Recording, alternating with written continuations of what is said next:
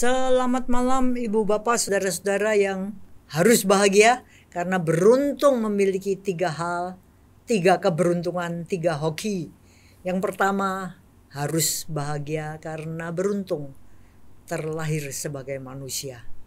Yang kedua, harus bahagia karena beruntung dalam perjalanan kehidupan sebagai manusia ini kita mengenal ajaran kebenaran Dhamma sebagaimana dibabarkan oleh The Buddha. Dan yang ketiga, jangan lupa bahagia karena beruntung masih hidup. Banyak yang masih bisa dilakukan untuk benar-benar mengambil permata-permata Dhamma yang benar-benar dibawa untuk pindah alam. Terimalah salam Dhamma dan Namo Buddhaya. Ibu bapak saudara-saudara, ini satu episode yang amat langka karena di studio saya mendapat tamu yang istimewa, yaitu Bhikkhuni Santini Mahateri yang merupakan satu dari 2 bhikkhuni di Sangga Bhikkhuni Theravada Indonesia pada waktu ini. Selamat malam Ayah. Dan seperti biasa saya ditemani oleh manusia yang mengangkat diri sebagai moderator sepanjang segala abad, Adianto S.com MPD. Hari ini kita akan membahas tentang sesuatu yang sangat-sangat menarik. Karena saya ingat pada waktu Wena dan saya ke Singapura untuk belajar Dhamma, setiap tahun itu ada short courses gitu ya. Jadi gimana kita memperdalam fondasi Buddhisme. Itu ada satu mata kuliah, katakan demikian, di mana para pelajar di situ itu boleh bertanya segala macam, dan gurunya kebetulan juga seorang profesor yang terkenal dari Sri Lanka. Ada masa-masa di mana keusilan saya muncul sehingga saya banyak bertanya dan selalu dijawab. Apa yang saya pertanyakan itu kebanyakan adalah hal-hal yang bagi saya meragukan. Di dalam Dhamma, Sang Buddha selalu mengajarkan segalanya dengan sangat jelas dan memang kenyataannya demikian. Maka waktu Ayah Santini datang, kebetulan juga diskusinya amat menarik. Ada hal-hal yang saya kira perlu dijabarkan ulang ya, supaya kita sebagai orang yang belajar Dhamma itu benar-benar menggunakan akal budi, menggunakan kepandaian, menggunakan logika untuk belajar mengambil sari Dhamma. Nah, moderator sudah siap dengan beberapa poin? Iya, sehubungan dengan pembukaan yang disampaikan, bahwa dalam mempelajari Dhamma kita harus menggunakan akal budi ya. Ini kayaknya jadi menarik karena Ayah sepertinya bisa bantu menjelaskan sebenarnya bagaimana sih belajar Dhamma yang benar. Jangan bukan cuma akal budi, harus pakai yang lain gitu ya. Harus ditimbang-timbang dengan menggunakan aspek lain dari apapun yang kita punya. Nah, seperti apa ya kalau belajar Dhamma ini supaya orangnya maju dalam pengetahuan, tapi sekaligus juga maju dalam praktek. Nah, Ayah lihatnya pengetahuan yang bagaimana Pak Adi? Pengetahuan yang dibutuhkan oleh pengetahuan umat. Umum atau pengetahuan Dhamma? Pengetahuan Dhamma. Oh. Kalau kita mau belajar Dhamma, mungkin kalau di sekolah ada kurikulumnya. Kenali dulu gurunya, kenali dulu ajarannya. Terus ajarannya bagian-bagiannya apa saja, kemudian prakteknya seperti apa. Nah, kalau di kurikulum sekolah kayaknya bagian-bagian itu disampaikan ke anak-anak. Dan kalau di kurikulum itu sebenarnya setiap ganti pemerintahan kan ganti kurikulum juga. Nah, bagaimana dengan ajaran The Buddha, Ayah? Dalam kurun waktu 2600 tahun ya. Ini apakah ada ganti kurikulum gitu? Kalau ganti kurikulum kelihatannya tidak. Karena memang Dhamma ya demikian adanya. Seperti dalam Dhammanyama Sutta, Sang Tathagata lahir atau ada di dunia ini maupun tidak ada, Dhamma itu tetap ada. Jadi kebenaran ya kebenaran gitu, demikian adanya. Tidak ada perubahan karena kepentingan atau karena satu dan lain hal gitu ya. Kemudian bisa saja dalam perjalanan panjangnya jenjang yang udah 2600 tahun lebih ini terjadi barangkali distorsi karena ketidaktahuan, karena ketidaksengajaan, karena ada latar berbicara atau menulis berdasarkan juga ada campur latar belakang pengetahuan dan pengalaman hidup. Bisa ada distorsi karena itu, bisa juga karena ada kepentingan-kepentingan. Jadi kita tidak tahu itu semua, tapi kita sudah diberikan bekal oleh guru kita dalam Kalama Sutta, jangan mudah percaya. Karena ya seperti yang sudah kita sering baca lah, entah karena tradisi, karena udah didengar terlebih dahulu atau udah disampaikan turun-temurun dari generasi ke generasi gitu. Juga jangan mudah percaya hanya karena kuasa orang yang lebih tua dan guru-gurumu. Juga jangan mudah percaya karena itu tertulis di dalam kitab suci. Tapi harus kita analisa dulu, kita teliti dulu, kita pelajari dengan seksama apakah benar-benar ini Dhamma atau bukan.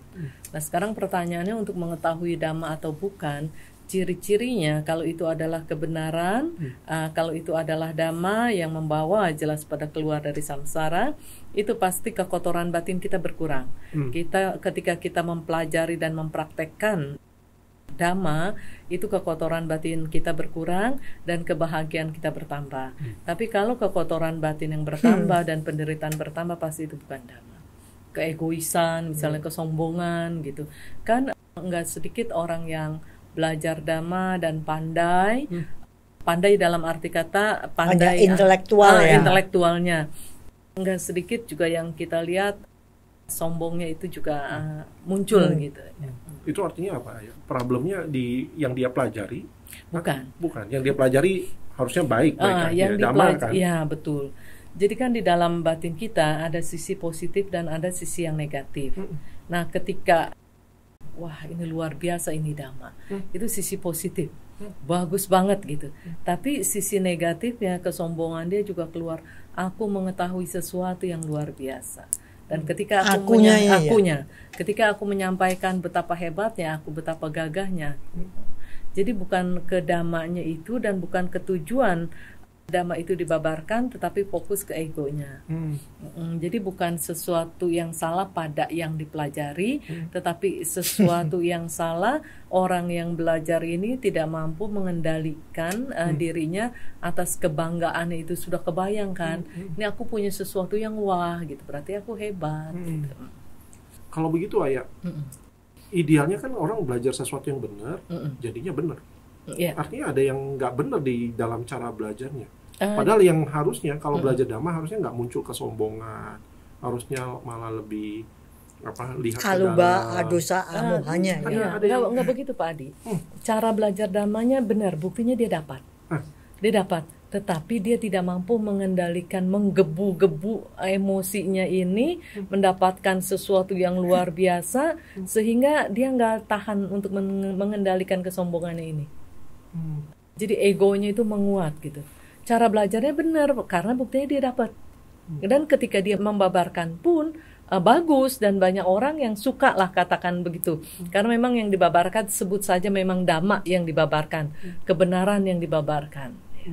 Jadi caranya benar, cuman praktek hidup dia yang salah. Jadi dia lupa satu faktor bahwa ada kotoran batin yang meningkat bersama dengan kebagusan. Nah itu yang istilahnya nanam padi rumput ikut. Iya. Giliran nanam rumput padinya nggak ikut. Iya benar. Iya. Dengan kata lain tadi Ayah mau bilang belajar dhamma itu harusnya juga diiringi dengan praktek kewaspadaan, lihat. Iya betul. Karena barengan tuh tumbuhnya. Iya. Karena ini sesuatu yang Moha. bagus nih, prakteknya udah yang dia pegang udah bener nih ajarannya. Tapi waktu kewaspadaannya hilang, ikut tumbuh juga itu Iya. yang rumput tadi. Iya, jadi bukan tumbuhnya berbarengan, bukan. Ini kan dhamma katakanlah sesuatu yang dia baru dapat.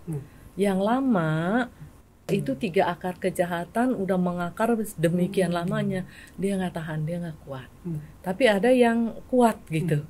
Begitu belajar dhamma mendapatkan sesuatu yang mencerahkan, langsung mencerap Sekaligus. dan Iya. dia melebur dalam praktek hidupnya. Digoncangkan loba dosa mohanya ini justru bisa Heeh. berkurang ya. Jadi dengan dhamma yang dipelajari malah menghajar loba dosa mohanya, katakanlah entah terkikis, entah dalam kasus tertentu ada yang hancur gitu. Nah, maaf padi ini juga tidak lepas dari kecenderungan. Kalau orang yang kecenderungannya positif, jadinya positif. Kalau orang yang kecenderungannya negatif, ya terjadinya ada proses yang negatif. Maka dari itu orang yang punya kecenderungan negatif lebih berat mengendalikan dirinya daripada yang punya kecenderungan positif. Oke. Nah, syaratnya Ayah buat umat-umat nih yang mau belajar tapi punya kecenderungan negatif. Ada pesan khusus ya nanti nih ini untuk saya tunda dulu sebentar. Kan tadi kita bicara ada kalau begitu cara belajarnya salah, bukan. Saya bilang cara belajarnya benar. Tapi ada juga orang yang cara belajarnya juga salah. Kan itu repot. Yang dipelajari benar, cara belajarnya salah. contohnya ya? Nah, contohnya misalnya harus belajar melepas segala kemelekatan gitu. Oh berarti aku nggak usah cari nafkah dong. Iya benar. Jadi malesnya gitu. Jadi udah cara belajarnya salah, menanggapinya salah, kecenderungannya juga negatif, jadinya demikian. Wah, pas banget ya kayaknya. Iya. Dan Dan itu banyak ya. Dan itu banyak. Dan lebih parah lagi, kan mungkin ada yang berpikir, oh kalau gitu mendingan nggak usah belajar dhamma dong. Jadi istilahnya nggak ada ide untuk belajar melepas, jadi nggak usah malas gitu.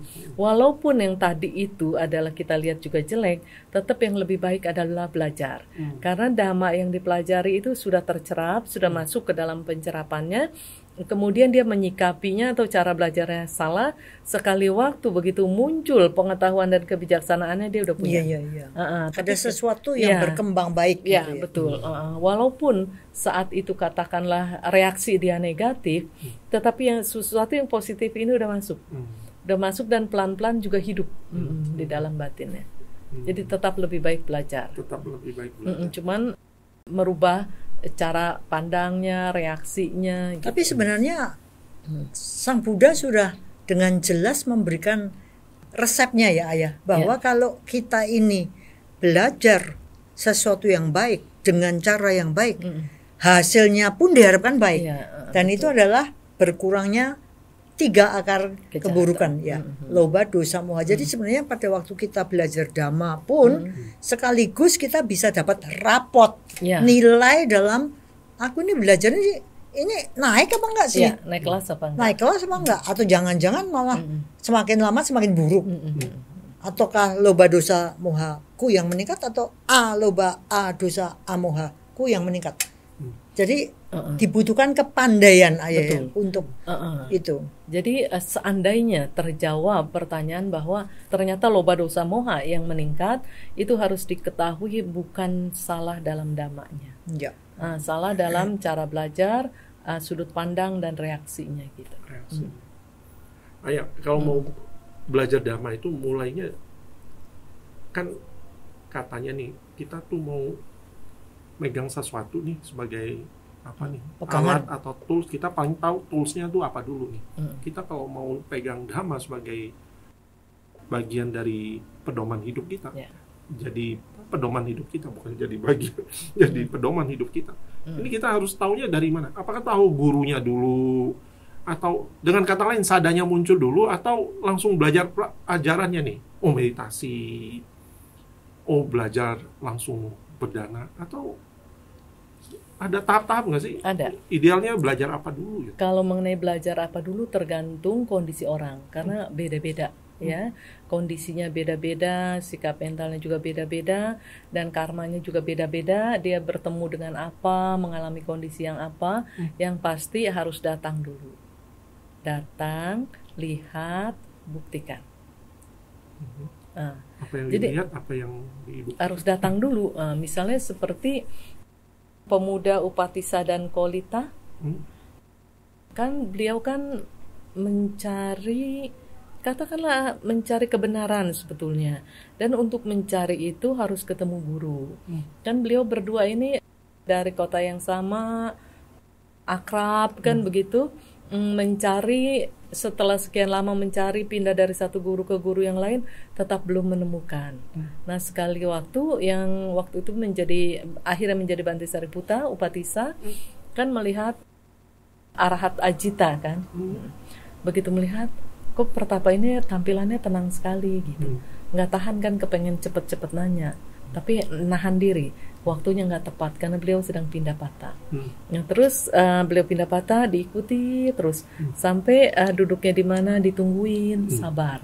Kan itu berarti dia datang mencari dong, mencari berarti dia mendatangi gitu sesuatu yang dia butuhkan. Pas ketemu, kemudian dia melihat, dia tanya. Setelah selesai makan kan baru bertanya, penampilan pertapa begitu agungnya, ya. Apa yang dipelajari, maksudnya tolong ajarkan apa dia pada gitu saya. ya, ajarkan pada saya. Terus kan ya demikianlah arahat kan, rendah hati. Saya baru belajar sedikit gitu kan. Terus Bante Sariputta, sesedikit apapun tolong kasih tahu saya kan.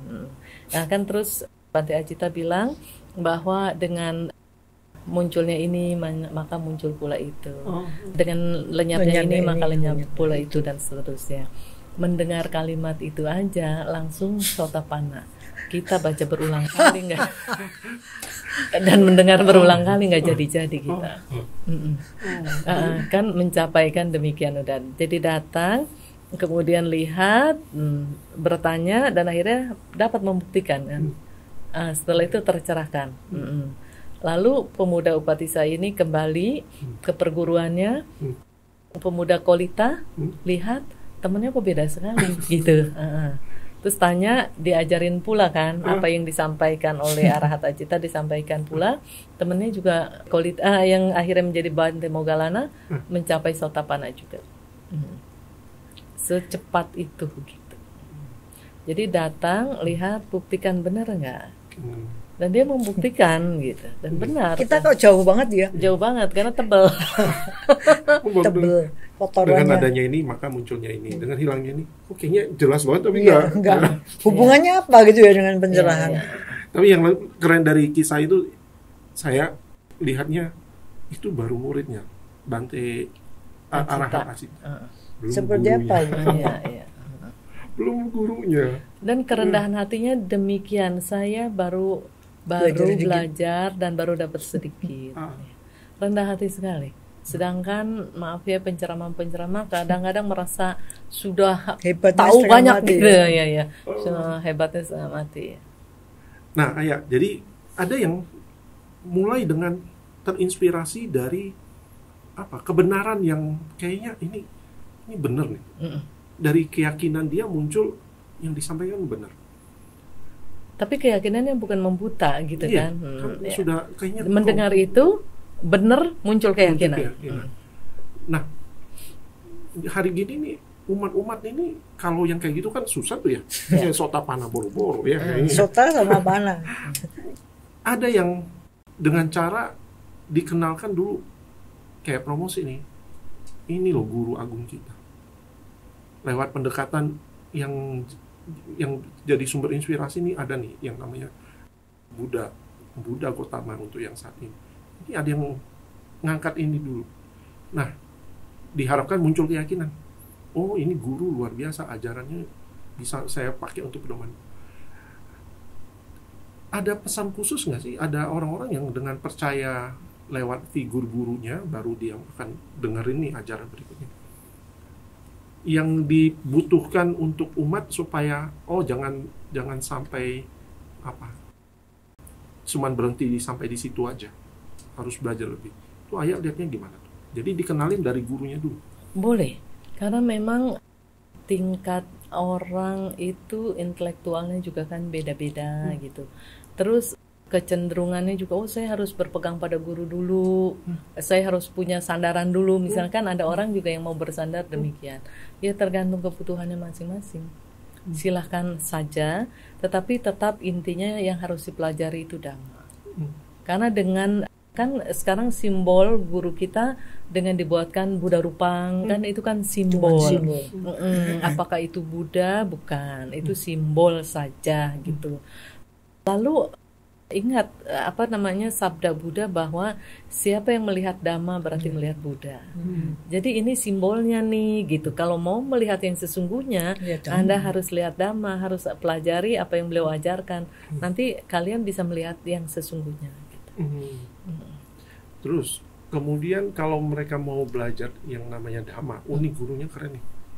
Yang lain pasang ini di rumah, aku juga punya pasang nih, keren. Pendekatannya mungkin kayak gitu. Altar yang gitu. lainnya ada ritual. Aku juga ada ritual pasang.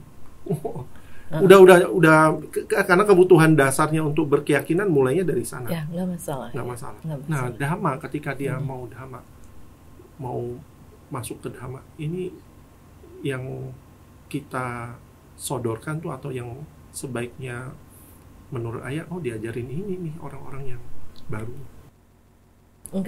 Nggak bisa semua orang itu materinya sama. Nggak bisa, beda-beda pendekatannya itu dari mana. Seperti misalnya kayak ada orang yang berkonsultasi, misalnya ada masalah konsultasi, ada yang langsung bisa kita kasih tahu to the point gitu. Ada yang kita cuma cukup mendengar saja. Karena kalau dikasih tahu malah jadi parah kan gitu. Nah, sekarang kembali kepada orang-orang yang belajar Dhamma, kita lihat kira-kira dia bisa menerima dari sisi mana. Jadi kita yang memperkenalkannya juga harus melihat dia akan bisa menerima dari sisi mana gitu. Menurut pengalaman ayah, dari kemungkinannya gimana ayah? Ada yang seperti tadi Pak Adi bilang, dari pasang altar di rumah, kemudian mulai baca parita. Karena ada yang yakin bahwa kalau baca parita itu dapat perlindungan. Oh ya bagus, silakan baca parita, tapi jangan lupa baca juga artinya supaya ngerti. Begitu baca artinya, berarti kan dia sudah mulai mempelajari bagian dari Dhamma itu sendiri.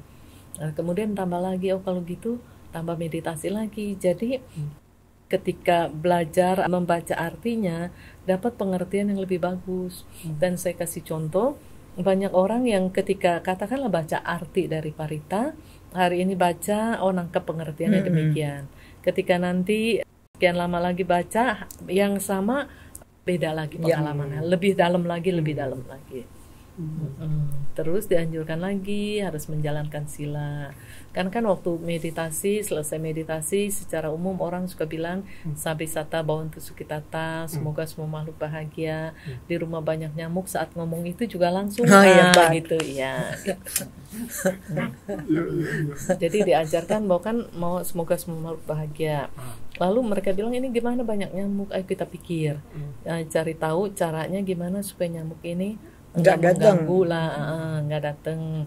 Terus kalau ya memang susah, lingkungannya banyak nyamuk gitu, ya harus pakai kayak kelambu lah, pelindung gitu. Kalau belajar dari pengalaman Cilan kayaknya bersentuhan dengan Dhamma, memilih Dhamma jadi kehidupan, mulainya bukan dari bau dupa, bukan bau dari butuh altar, butuh. Kalau Cilan waktu itu langsung butuh meditasi. Enggak, kalau saya lebih ke arah kognitif ya. Karena saya banyak berpikir dengan logika, maka gimana saya bersentuhan dengan Dhamma dan pegang kenceng gitu, itu kebanyakan karena penderitaan yang saya alami itu terlalu banyak gitu. Tapi saya nggak tahu jalan keluarnya gitu. Padahal saya ngerti bahwa penderitaan itu kan sudah dulu, tapi kenapa masih sampai sekarang masih ada? Berarti kan konyol juga gitu kan. Maka waktu ketemu, ya mungkin kalau GR saya, mungkin sudah waktunya saya ketemu gitu ya. Jadi suatu ketika saya dikasih buku parita, kalau disebut buku parita, itu saya pegang, buka, blek, itu aku adalah pemilik karmaku sendiri. Itu benar-benar loh, aku terlahir berhubungan, terlindung segala macam oleh karmaku sendiri. Wah, itu kan shocking. Aku terlindung oleh karmaku sendiri. Emangnya iya? Tadinya sebelum kenal hukum karma, aku terlindung oleh satu makhluk agung di luar sana. Ini sekarang terlindung dalam diri sendiri. Jadi karena saya orangnya juga nggak gampang percaya, skeptis gitu, ya coba kita lihat, buktikan aja apa iya sih gitu. Lalu sepertinya juga ada aneh-anehnya, seperti ada suara gaung gitu mengatakan motivation gitu. Itu waktu itu saya masih ingat dalam perjalanan, tahu-tahu kayak ada suara motivation. Saya mulai kaget loh. Motivation maksudnya apa? Cobalah saya lihat motivasi di dalam diri saya itu apa gitu, sehubungan dengan apa yang tadi saya baca. Nah dari situ saya mulai lihat, oh sebenarnya hidupnya ada kok jalurnya, ada kok rumusnya, ada kok hukumnya. Kalau kita motivasinya dalam hal ini adalah cetana, intention, niat, kehendak. Kalau baik, oh jadinya juga baik. Gitu. Jadi saya melihatnya dari bukti seperti yang dikatakan Ayah. Jadi membuktikan bahwa iya ya sebenarnya ini jelas gitu, terkuak gitu. Kenapa tabir rahasia itu kita tadinya nggak lihat? Karena nggak ngerti sulapnya ini jurusnya apa. Begitu kita tahu, ya tiba-tiba semuanya jadi ya memang harus saya lalui, ya udah. Jadi penerimaan dalam psikologi dikatakan acceptance, penerimaan itu ya datang dengan pemahaman karena ya memang yang berlalu ya sudah berlalu. Kalau saya bawa sampai sekarang ya goblok saya sendiri, nggak bisa nyalain orang lain. Dan itu kan satu pencerahan yang luar biasa. Jadi saya menikmati Dhamma itu karena indah ya, karena bisa dibuktikan gitu. Jadi seperti kegelapan pure gitu. Tiba-tiba oh gitu ya gitu, tercerahkan. Oh gitu ya gitu. Dan itu baru sedikit-sedikit aja saya sudah mengalami oh gini ya, lebih mantap menjalani kehidupan. Jadi luar biasa. Dan salah satu yang saya anggap sangat menopang perasaan atau kebijaksanaan saya atau rasa saya menghadapi kehidupan adalah bahwa dalam ajaran The Buddha itu nggak ada unsur dosa itu. Aku bersalah karena gini-gini, terus harus terus nanti harus 0 enggak. Ya salah ya udah bayar aja. Dengan apa? Buahnya. Jadi rasanya kok jauh lebih enak gitu. Makanya mungkin kalau saya boleh tanya sama Ayah, apakah apa yang kita pelajari semua ini dalam kurun waktu 2600, apa nggak ada yang salah sih? Makanya kan kita diajarkan mencari Dhamma sejati itu harus seperti pandai emas. Tapi ini saya tunda dulu, saya mau menanggapi yang bahwa aku terlindung dengan karmaku sendiri. Itu artinya aku terlindung dengan karma baikku sendiri. Ya. Dan dengan kata lain, aku akan hancur juga dengan karma burukku. Iya. Jadi ketika aja itulah yang namanya kita belajar ya kita ya tadi terlindung dengan apa karmaku, berarti ini karma baik. Berarti kalau aku melakukan hal yang buruk, sebaliknya yang terjadi. Ya. Jadi amat bertanggung jawab ya. Betul. Jadi kita harus cerdas gitu cara belajar kita itu ya. Dan kemudian lagi apa tadi kurun waktu 2600 tahun ini apakah tidak terjadi gitu kan distorsi dan lain sebagainya, itu kemungkinan iya. Tapi memang guru agung kita pastinya luar biasa. Maksudnya makin hari kita dapat membuktikan keluar biasaan dan kemahatauan beliau. Jauh-jauh hari Kalama Sutta sudah diturunkan. Dan kemudian cara belajar untuk menemukan Dhamma sejati juga sudah diarahkan. Jadi kita harus seperti pandai emas yang misalnya kan si pandai emas ini dapat bongkahan yang dimana ada kandungan emasnya. Ada kandungan emasnya berarti bukan emas semua. Jadi dia harus mengeluarkan mineral yang lain, logam-logam yang lain sampai akhirnya dapat emas murni. Nah, cara kita belajar Dhamma juga demikian. Karena ini dikatakan, misalnya kita para penceramah mengatakan bahwa ini adalah Dhamma. Dan kemudian sebagai pendengar, ini harus menganalisa dulu apakah benar ini emasnya murni semua. Kalau nggak murni, nggak usah salahin yang ngasih bongkahan emas. Udah dikasih bongkahan emas juga udah terima kasih ya. Jadi kita sendiri yang harus pandai-pandai memilah-milah yang mana yang emas dan mana yang bukan emas. Gitu. Lalu kalau kita nggak pandai bagaimana?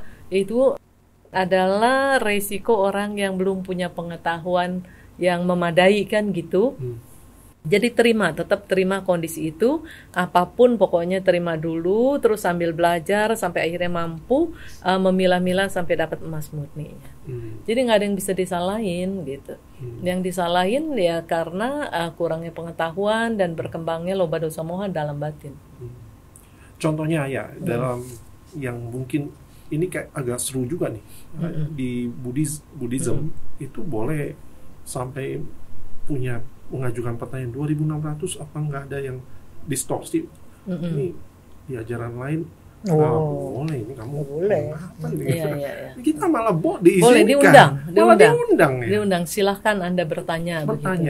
Iya, nah saya ingat dan mengenai yang ini juga yang non Buddhis juga sudah banyak ada yang tahulah bahwa Sang Buddha mengundang silahkan Anda menganalisa apa yang diajarkan. Dan kemudian ada yang mengatakan bahwa kalau begitu Sang Buddha meragukan ajarannya sendiri. Saya bilang bukan. Bukan Sang Buddha meragukan ajarannya sendiri. Sekarang saya kasih contoh. Misalnya saya adalah guru senam. Di lapangan lah gitu ya, banyak orang yang ikut. Saya paling tinggi kan di atas karena saya guru senam harus menuntun orang yang sekian banyak. Kemudian setelah dituntun, ya tentu dengan cara yang sama.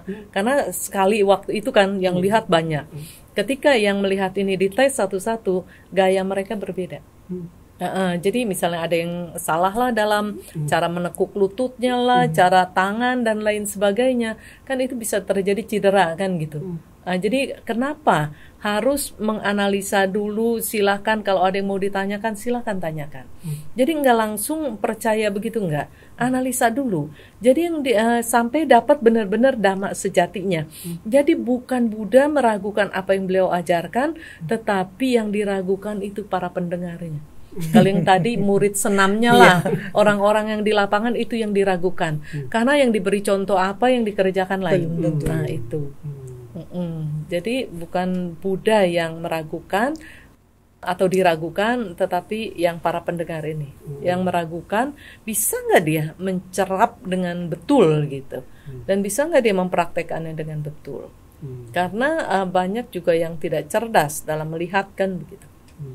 Ayah, kalau saya pribadi saya terus terang aja saya tidak tertarik sama kisah-kisah ya. Saya lebih senang pada ajaran Sang Buddha yang bisa saya praktekkan. Betul. Kalau kisah-kisah nggak tahulah, sejarah-sejarahnya gini-gini nggak tahulah. Itu terkadang dibutuhkan bagi sebagian umat untuk masuk ke keyakinan membangun itu keyakinan. Ya. Nah itu bagaimana ya? Ada yang harus dicek nggak, harus dihadapi dengan cerdas gitu? Oh banyak, kalau menurut saya banyak, karena 2.600 tahun. Ya, Ayah, satu hal yang pada waktu itu saya kemukakan di Singapura itu adalah kisah tentang katanya, dan itu saya sampai sekarang nggak percaya. Katanya kalau bikuni itu ada, maka Dhamma itu umurnya berkurang 500 atau? Iya, dari 1.000 menjadi 500. Nah, misalnya saya pernah baca juga buku itu, kalau Buddha menerima perempuan menjadi bikuni, itu Dhamma yang harusnya bertahan sampai 1.000 tahun, akhirnya hanya bertahan 500 itu kan tahun. Bohong. Ya, kalau menurut saya juga itu bukan sabda Buddha. Nah, kalau menurut saya, jadi kalau Ibu Lani bilang bahwa itu bohong, artinya itu bukan sabda Buddha, orang lain yang mengatakan itulah gitu ya. Karena buktinya begini, setelah 1.000 tahun, 500 tahun, setelah 500 tahun lewat, tetap Dhamma ini tetap ada dan dikenal kan begitu, mereka ganti.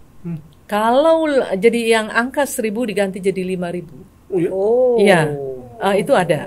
Dan kalau Buddha tidak menerima perempuan jadi bikuni, seharusnya umur sasana ini 5.000 tahun. Buddha Dhamma dikenal selama 5.000 tahun. Karena diterima menjadi 2.500 tahun. Karena 2.500 tahun Belum. udah lewat. Kan udah 2.600-an kan. Begitu lewat 2.500 Ganti tahun, lagi. ganti 10.000 sekarang. Serius? Ya. Siapa yang mengganti ya? Ya, saya nggak tahu orang-orang yang merasa berkepentingan untuk mengganti tentunya. Untuk melanggengkan bahwa bikuni memang tidak boleh ada, kan begitu.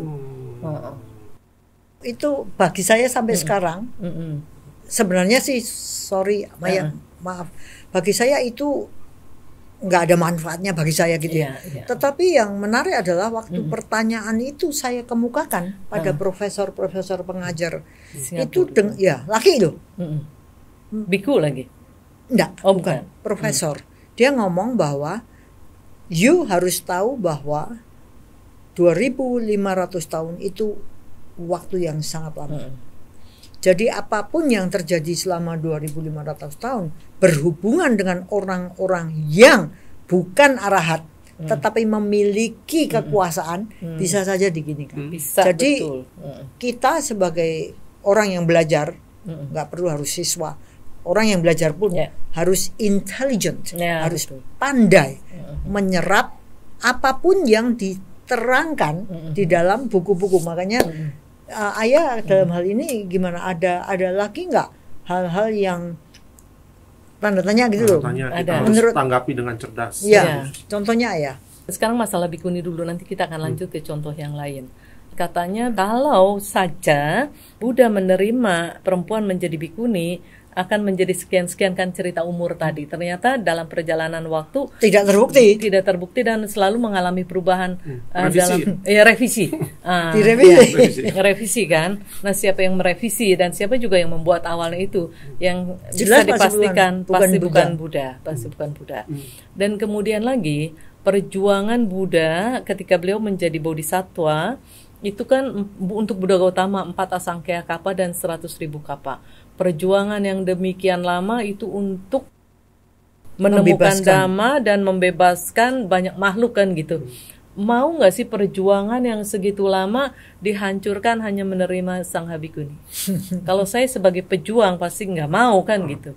Ya, dan kemudian lagi kita bisa lihat ketika pemuda Sumedha bertekad di depan Buddha Dipangkara untuk menjadi seorang sama Sambuddha, kan Buddha Dipangkara meramalkan,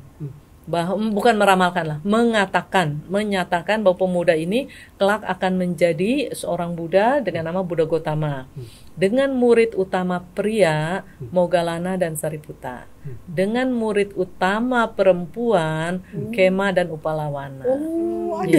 Ada. Kalau saya baca dari buku yang pernah saya baca, itu kan calon Buddha itu bodhisattva harus menyatakan kan di depan sama Sambuddha. Dan sama Sambuddha yang menerima pernyataan ini mengatakan demikian, kelak akan menjadi dengan murid utama pria dengan murid utama perempuan. Jadi tetap dibutuhkan murid utama pria dan perempuan. Ya. Dan kemudian lagi berarti kan Buddha mendirikan 4 pilar kan itu. Terus ingat nggak waktu Mara minta ketika Bodhisattva Siddhartha sampai akhirnya menjadi sama Sambuddha, setelah mencapai pencerahan kan menjadi Buddha. Mara kan cepat-cepat. Apa yang Anda inginkan sudah tercapai. Cepat-cepatlah parinibbana. Sebenarnya kenapa toh ayah? Kenapa Mara melakukan itu? Ya, kenapa kok kepengennya segera parinibbana? Karena kalau supaya dia bebas. Bukan. Karena kalau Buddha membabarkan Dhamma, berarti mainan Mara berkurang. Untuk menggoda dan lain sebagainya kan begitu medannya begitu. Terus kan Buddha menjawab bahwa Tathagata akan parinibbana bila siswa-siswaku, para biku, para bikuni, para upasaka dan upasika sudah mantap dalam ajaran, mampu menjelaskan mana yang baik, mana yang tidak baik, dan mampu maksudnya menangkal mana yang ajaran-ajaran yang tidak sesuai kan begitu. Setelah mantap baru Buddha parinibbana. Jadi tidak mungkin Buddha tidak menghendaki adanya bikuni karena beliau yang mendirikan. Jadi kalau menurut saya mereka yang menentang dengan adanya Sangha Bhikkhuni bukan cuma dari sekarang ya, maksud saya bukan di era yang sekarang, tapi kan era dari zaman dulu. Karena adanya Sangha Bhikkhuni maka umur Buddha Dhamma itu berkurang begitu kan. Berarti kan mereka dari awal itu menentang. Ada kelompok yang menentang.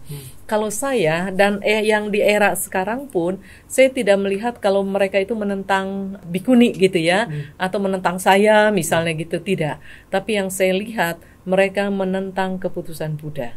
Mereka menentang apa yang sudah didirikan oleh Buddha. Jadi Dan itu karma buruk yang besar. ya, dan saya sangat ada belas kasih dan kasihan sekali gitu mereka melakukan itu. Menentang dari guru yang mereka puja gitu. Menentang Konflik dari guru ya, yang ya. mereka hormati ya. Konflik ya. Konfliknya ada di mereka, bukan ada di saya.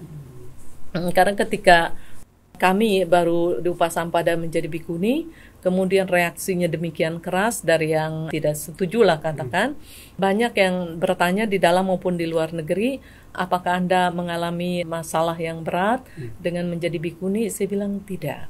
Masalah bukan di kami, masalah itu mereka yang tidak setuju, itu mereka menghadapi masalah yang berat. Dan ya memang mereka juga konflik kan sama dirinya sendiri. Dan ya betul-betul yang saya khawatirkan itu mereka menentang guru mereka sendiri. Itu yang buat saya ngeri gitu. Tapi saya nggak bisa melakukan apa-apa. Ya. Karena tetap pilihan kan di mereka kan begitu. So wise, memilih melihat malah mengasihi ini. Mengasihani. Kasihan amat betul, gitu. kasihan. Ya. Iya. Ngeri ya. Ngeri. Saya ngelihatnya ngeri. Ya. Okay. Dan bukan berarti mereka tidak belajar kan, mereka juga belajar. Terutama dari yang Theravada itu menyatakan, bukan terutama Theravada yang belajar, semua belajar. Yang saya maksud terutama ini, terutama para anggota Sangha yang di Theravada, juga bukan seluruh, sebagian.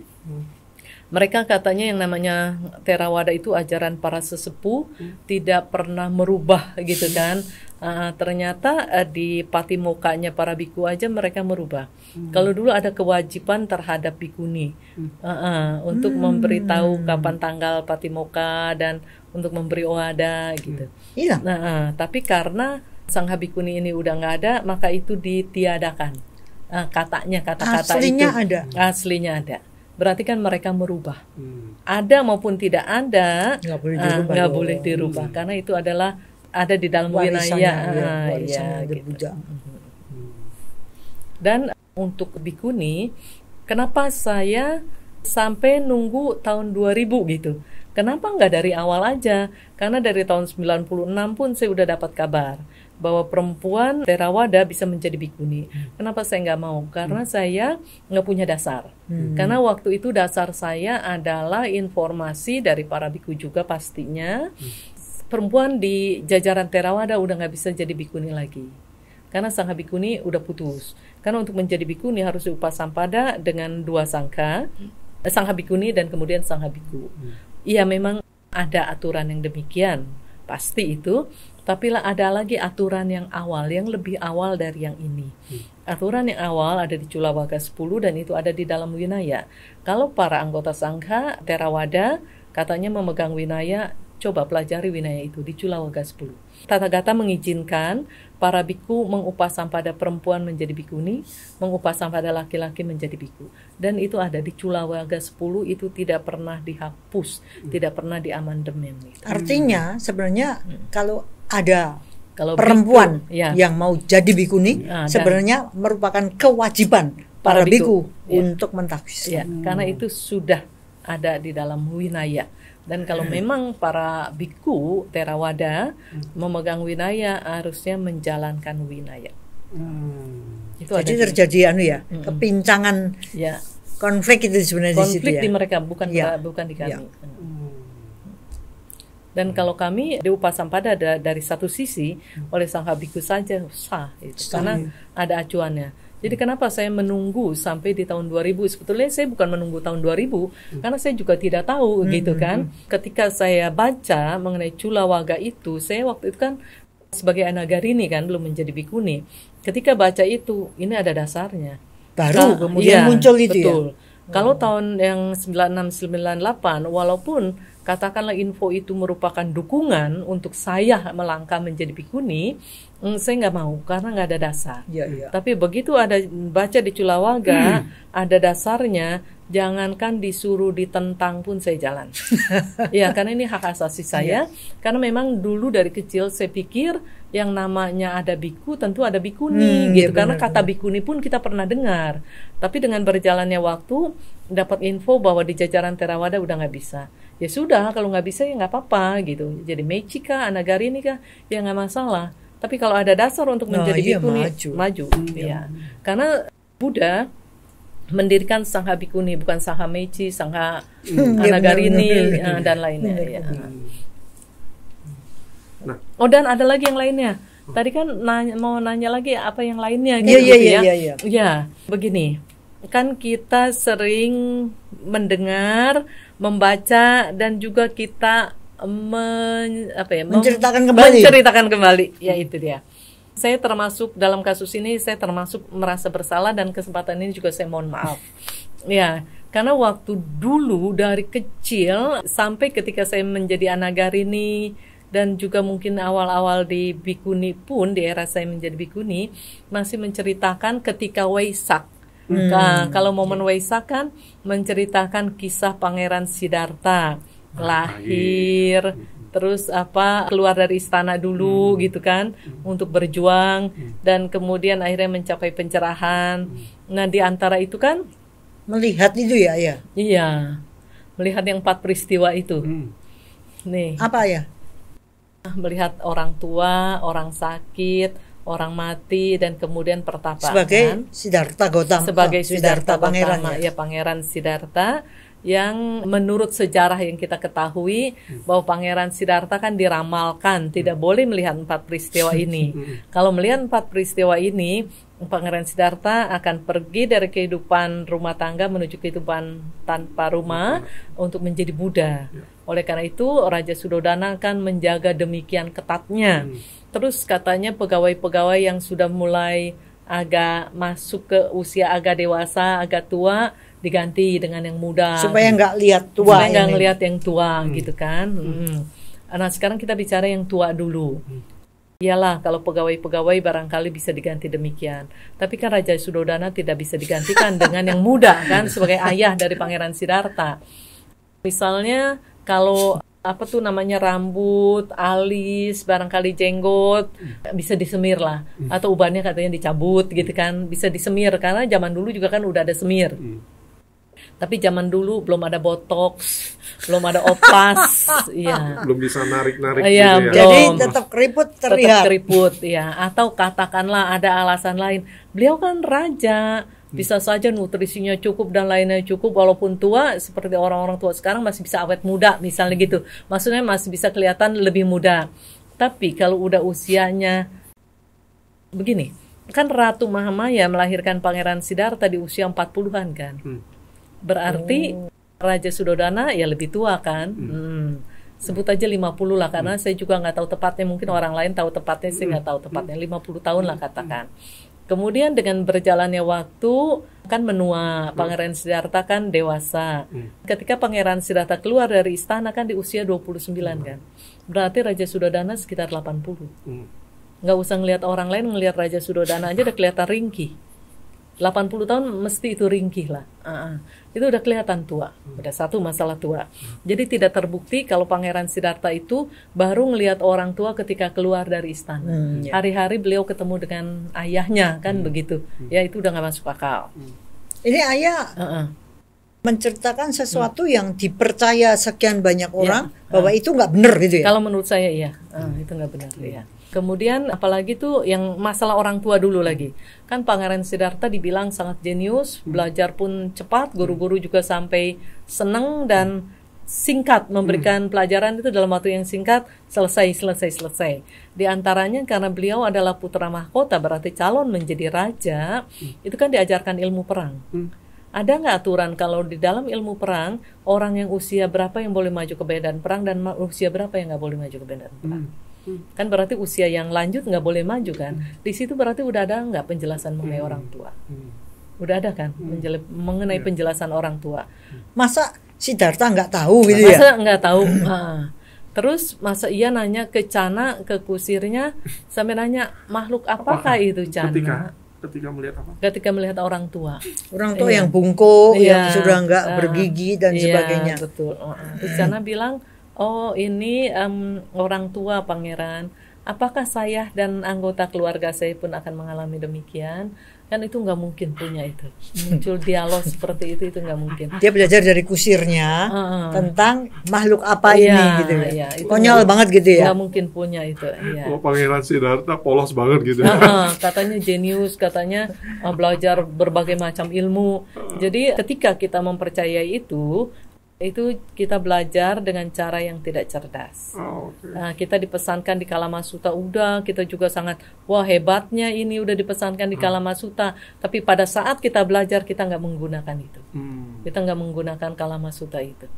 Jadi sekarang ya cara belajar kita harus berubah kan begitu ya. Itu orang tua. Sekarang masalah sakit. Di ilmu perang pun ketika orang terluka berarti kan udah cerita sakit itu. Nah, sekarang cerita lagi. Berarti kan Pangeran Siddhartha udah tahu itu. Kemudian nggak ada perang waktu itu, Ayah. Nggak ada perang waktu itu, tapi kan dia belajar ilmu perang. Berarti kalau yang terluka, bagaimana harus menyelamatkan tentaranya sendiri kan gitu. Dan melukai juga tentara yang lain kan masih ada istilah itu. Udah, sekarang masuk lagi ke ketika Pangeran Siddhartha masih kecil, bermain di taman dengan pangeran-pangeran yang lain. Pangeran Dewadatta kan memanah angsa dan tepat kena angsanya jatuh tapi dekat Pangeran Siddhartha. Pangeran Siddhartha mengambilnya, gendong, dan kenapa Pangeran Siddhartha ngambil daun obat-obatan? Berarti Meremasnya dia dan naruh di ngerti situ. ya, ngerti sesuatu yang berkenaan dengan kesehatan. Dengan sakit. Iya. Dan harus disembuhkan. Kemudian ketika Pangeran Dewadatta ingin mengambil, dia merasa haknya dia kan, karena angsa itu panahannya dia. Pangeran Siddhartha tetap mempertahankan. Pangeran Dewadatta tetap mau ngambil. Akhirnya kan keluar kalimat dari Pangeran Siddhartha dari cerita yang dibaca bahwa apabila angsa ini mati, milik yang memanah. Apabila angsa ini hidup, milik yang menyelamatkan. Mati udah tahu. Dari kecil apa yang namanya mati itu udah tahu. Sakit juga dalam kasus itu udah tahu. Dalam kasus belajar ilmu perang pun sudah tahu. Dan satu lagi yang gak mungkin bisa dibantah. Kita pun sama. Pernah mengalami masa-masa kecil. Apa mungkin dari kecil sampai 29 tahun Pangeran Siddhartha nggak pernah sakit? Iya. Nggak pernah masuk angin. Iya. Nggak pernah jatuh. Nggak pernah jatuh. Tanya ibu-ibu nih, bapak-bapak yang pada punya anak, ketika anaknya mau tumbuh gigi, demam. Mau tubuhnya tambah besar, ada lagi yang dialami. Nggak mungkin Pangeran Siddhartha itu nggak mengalami sakit, karena yang namanya lahir, tua, sakit ya itu memang udah bagian kan, sebuah kepastian. Jadi sebenarnya Ayah mau memastikan bahwa pada waktu kita menerima ajaran, sekalipun itu bukan intisari dhamma, melainkan cuman sejarah, kita tetap harus pakai kepintaran. Iya. Kalamasuta gunakan. Apa yang ada di dalam tuntunan Kalamasuta itu kita harus pakai. Jadi lain dong dengan ajaran yang lain. Percayalah meskipun kamu tidak melihat. Nah, ini malah justru jangan begitu aja percaya. Dan mengenai kan tadi kita bicara apa, orang tua, orang sakit, orang mati kan udah kena semua itu. Pangeran Siddhartha tahu itu semua. Nggak mungkin nggak tahu. Sekarang bagaimana dengan pertapa? Kan Pangeran Siddhartha juga kan di apa namanya, karena waktu itu juga Hindu kan begitu ya. Yang pernah saya baca, Pangeran Siddhartha juga diajari tentang Weda. Di dalam Weda nggak mungkin nggak ada cerita pandita, nggak mungkin nggak ada cerita tentang pertapa, Brahmana itu nggak mungkin. Jadi mengenai 4 ini Pangeran Siddhartha udah tahu. Jadi Ayah berani ngomong bahwa itu nggak mungkin gitu ya. Cerita itu nggak mungkin, cerita yang melihat 4 peristiwa itu kalau menurut saya itu tidak. Karena terbukti sebelum itu Pangeran Siddhartha udah tahu. Karena dalam sejarah melihat 4 peristiwa, sepertinya Pangeran Siddhartha sampai tercengang kan gitu. Sampai wow, sampai akhirnya pulang ke istana kan. Terus nanti keluar lagi, ngelihat, kaget lagi, pulang lagi, nggak segitunya lah. Jadi seperti drama Korea juga ya, bersambung gitu. Tapi saya nggak tahu itu drama Korea kayak. Ada sesuatu yang menarik. Kalau menurut Ayah seandainya itu dianggapnya nggak logis, Terus mengapa sebenarnya menurut ayah Pangeran Siddhartha ini kok memilih jalan untuk keluar dari istana? Kan itu terjadi ya? Ya, dan juga ketika cerita yang sama-sama lah kita pernah pelajari dan kita dapatkan bahwa Pangeran Siddhartha ketika keluar dari istana kan diam-diam. Dengan kata lain kabur kan. Apakah mungkin sesosok orang yang berjuang 4 asangkaya kapa dan 100.000 kapa udah perjuangannya segitu panjang, tinggal hitungan tahun menjadi seorang sama Sambuddha, apakah mungkin punya mental untuk kabur? Untuk saya nggak masuk akal itu. Untuk kabur itu yang masuk akal yang masuk akal begini, Pangeran, cuman saya lupa sutanya ya. Pangeran Siddhartha itu bertanya kepada Raja Suddhodana, bukannya bertanya. Jadi begini, kalau ayah bisa memberikan ini, saya nggak jadi untuk menjadi pertapa itu udah nggak jadi pilihan lagi. Asalkan 4 hal ini ayah bisa memberikan. Raja Suddhodana seneng dong. Kemudian ya apapun yang pangeran minta, pokoknya Raja Suddhodana akan memenuhinya. Permintaannya agar ketuaan tidak menyentuh kemudaannya, agar penyakit tidak menyentuh kesehatannya, agar kematian tidak menyentuh kehidupannya, agar bencana, malapetaka dan sejenisnya tidak menyentuh kesejahteraannya. Nggak bisa dong. Nah itu Raja Suddhodana bilang, anakku, ayah tidak dapat memberikan itu. Pangeran Siddhartha menjawab, oleh karena itu ayah jangan pernah larang saya lagi. Seorang raja kan ada maksudnya kode etik seorang raja kan. Kalau udah menyatakan saya akan berikan, ternyata tidak mampu, ya konsekuensinya dia ketika ya pangeran bilang kalau begitu jangan pernah larang saya lagi. Ya. Itu jauh lebih logis gitu ya. Dan kemudian ada yang ini saya ingat sutanya di Majjhima Nikaya, Arya Pariyesana Sutta. Itu ketika Buddha membabarkan Dhamma dan beliau yang mengungkapkan sendiri. Di situ ditulisnya ya, ketika usiaku masih muda, aku mencukur rambut dan jenggotku, mengenakan jubah kuning, pergi dari kehidupan berumah menuju kehidupan tidak berumah, walaupun ayah dan ibuku berurai air mata. Berarti kan jelas kelihatan. Itu di Majjhima Nikaya sama Sambuddha sendiri yang jadi nggak mungkin diam-diam pergi gitu. Mungkin. Dan di Nikaya-Nikaya yang lain, Digha Nikaya, Samyutta Nikaya, Anguttara Nikaya, itu Brahmana-Brahmana lain yang mengungkapkan. Ya. Jadi terjadi kontroversi ya. Ya. Pasti ada yang satu yang salah. Ya. Dan jelas itu ada di Sutta, itu bukan sejarah kan gitu. Nah selama ini juga ya semualah ya para anggota sangga maupun para pandita dan Romo Ramani yang berceramah demikian, dan termasuk saya nggak tahu termasuk Cilan atau Pak Adi ya kan sering mengungkapkan itu di masa-masa Waisak. Untungnya saya enggak ya. Selamatlah. Karena saya enggak percaya sama yang gitu-gitu. Ya. Makanya pada kesempatan ini ya saya minta maaf gitu kan, karena pernah mengungkapkan, menceritakan hal-hal yang sebenarnya tidak demikian. Saya tertarik sekali dengan ini tadi ayah yang ngomong bahwa Siddhartha itu minta pada ayahnya, beri saya 4 hal.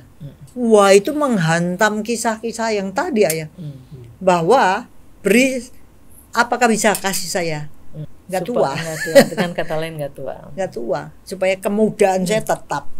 Supaya nggak sakit, supaya kesehatanku tetap, nggak mati, aku tetap hidup. Dan yang satunya lagi, bencana malapetaka nggak menyentuh kesejahteraan. Itu keren itu. Itu dhamma gitu ya. Kalau yang tadi itu enggak, itu cuman kisah-kisah yang. Dan saya melihatnya kita dibesarkan, apalagi mungkin pelajar-pelajar. Untung saya enggak loh, karena saya bukan Buddhis dari kecil. Tapi kalau Adi dari kecil mungkin pendekatannya lewat kisah dulu kisah, untuk membangun gitu. ini identitas. Oh, Guru Agung begini lewat kisah sejarah. Hari ini kita lihat bahwa ternyata satu yang saya lihat, kita ternyata sangat diizinkan untuk mempertanyakan. Ya, betul. Dan tidak mempercayai. dan mencari Ya, mencari yang benar menganalisa, gitu ya. mencari betul. Itu satu bentuk berkeyakinan yang luar biasa. Luar biasa, ya. betul. Ini aja udah luar Tidak biasa. tidak kita peroleh di Iya. tempat lain sebenarnya. Membangun sistem keyakinan dengan ayo kamu, yang masalah sih di kamu, ini ajarannya udah benar. Iya. Kamu cek sendiri nih. Iya, Ini kita yang disuruh ya. Itu satu. Yang kedua, kita juga boleh punya punya kemampuan menganalisis dan meyakini yang sudah diceritakan itu atau yang sudah dikisahkan atau bahkan yang sudah dituangkan turun temurun Iya. Itu ternyata bisa punya cara pandang lain kalau kita betul-betul tahu, cerdas tadi kayak bilang. Nah, ini saya pikir kita udah disuruh boleh mempertanyakan. Boleh. Misalnya ada keraguan, nggak masalah. Kita nggak usah ragu-ragu kalau bilang tadi yang saya dengar itu atau yang saya baca itu kayaknya meragukan. Kita nggak usah takut karena memang nggak ada hukuman. Itu ada satu yang saya terjemahkan yang saya banget bangga banget gitu ya. Kalau nggak salah siapa muridnya saya nggak ingat. Itu mengatakan Bante terhadap The Buddha ini, saya belum bisa menerima. Dan Buddhanya ngomong sadu. Well said gitu, bener. Jadi jangan nerima begitu aja. Kalau kamu belum terima, ya nggak apa-apa. Ya kalau memang dia nggak mampu, dia belum mampu. Jadi dengan sangat oke gitu ngomong, maksud iya sih gitu. Ya toh sepertinya kan itu. Nggak marah, nggak ngapa-ngapain. Yang bagian Buddha. Iya. Tapi maksud saya itu kan satu pemikiran yang sebenarnya aneh itu ya. Itu hanya dapat diperoleh dari seorang Buddha. Saya nggak pernah peroleh dari ajaran yang lain. Kan gitu. Jadi mungkin para pemirsa bisa mengatakan alangkah beruntungnya kita ini punya sosok pemimpin yang kebijaksanaan dan sempurna. Sempurna. Terus cara menunjukkan ajarannya dan supaya yang mau melihat ajarannya itu menjalankan dengan kesungguhan itu sampai dibuka. Tapi kan dari situ kan sudah terlihat sekali betapa hebatnya ibaratnya komoditas yang dia berikan. Loh, monggo silahkan dibuktikan kelemahannya di mana. Silahkan cari ya. Nggak ada. Dan kita boleh tadi kayak kisah yang selama ini kita dengar, kayaknya kan indah ya. 2000 tahun lebih. Kayaknya kan, indah ya. Gara-gara 4 peristiwa terbuka ininya, insight-nya, pencerahan awalnya untuk berjuang. Kayaknya keren banget.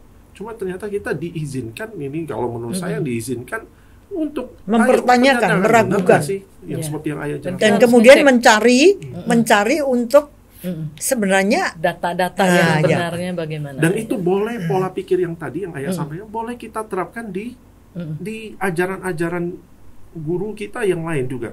Apakah memang meditasi ini benar-benar melepaskan ini ya? Loba dosa ego itu boleh. Dan apakah benar ini guru mengajarkan meditasi ini? Apakah caranya benar? Jangan-jangan tekniknya salah. Yang ngajarin juga kita boleh pertanyakan. Boleh. Ketika saya juga mengarahkan, sebetulnya begini, saya bukannya punya metode. Dalam saya mengarahkan Vipassana, saya tidak pernah berani membuat metode baru. Karena saya harus bertanya, emang siapa saya? Ya, karena di Dhammanusati, Dhamma telah dibabarkan dengan sempurna. Lalu kalau saya bikin metode, mikir siapa saya gitu kan. Jadi saya pesankan wanti-wanti tidak ada metode Ayya Santini. Metodenya Dhamma. Berdasarkan Satipatthana Sutta. Jadi saya bukan mengajarkan gitu, bukan. Saya hanya menjembatani dari apa yang saya pelajari dan kemudian saya jelaskan. Maksudnya saya sampaikan hanya menjembatani sebagai penyampai.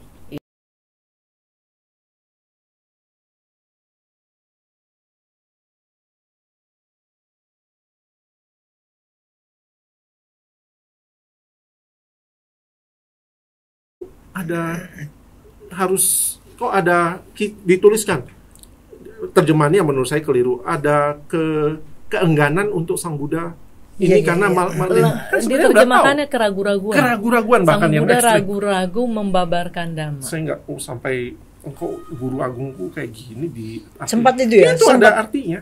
Ya. Itu kan kepegang. Nah itu tuh. Kalau menurut saya tidak mungkin muncul keraguan-raguan mengenai Brahma Sahampati mengundang. Mungkin saja. terjadi. Brahma Sahampati mengundang Tathagata untuk membabarkan Dhamma. Itu sangat mungkin ya. Tapi kalau munculnya keraguan-raguan dalam diri seorang Buddha itu tidak mungkin. Terus Tidak mungkin karena beliau memperjuangkan Ya, dengan sudah kurun sekian. waktu 4 asangkya kapa dan 100.000 kapa dari apa tuh catatan yang kita bisa pelajari atau bisa kita dapatkan. Nggak mungkin perjuangan yang segitu lama untuk membantu membebaskan banyak makhluk tiba-tiba nggak jadi, batal gitu. Oh nggak mungkin.